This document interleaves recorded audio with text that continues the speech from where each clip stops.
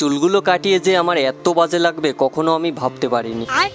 সকালবেলা করে বেরিয়ে পড়লাম কার্টুনগুলো নিয়ে কাবাডির দোকানে যাওয়ার জন্য। কাবাডির দোকানে আসার পর তো এখন কার্টুনগুলো ওজন করা হবে। তো 1 কেজি এখানে কার্টুনের দাম বলছে 6 টাকা করে। দামগুলো এরা অনেক কম বললো, কারণ আগের বার যখন আমি বিক্রি করেছিলাম তখন 8 টাকা ছিল। কেন জানি না, এখন সিজন হয়তো চলতেও পারে। তো এরপরে এরা গোডাউনে ফেলে দিল। তারপরে চলে আসলাম নিম্বু পানি খাওয়ার জন্য। গরমে নিম্বু পানি খাওয়ার একটা আলাদাই মজা। তো নিম্বু পানিটা খেয়ে কমপ্লিট করে তো এখন চলে আসলাম একটা চুল কাটার দোকানে, কারণ আজকে একটু চুলটা সাইজ করব, কেটে নেবো ভালো করে। তো এরপরে দেখি টিভিতে চাইনার মুভি চলছে। তো মুভিটা খুবই সুন্দর ছিল, অল্পই দেখেছি। তো ফাইনালি চুল কাটা কমপ্লিট হওয়ার পর তো আমার সাথে ঠিক এইরকম অবস্থাই হলো।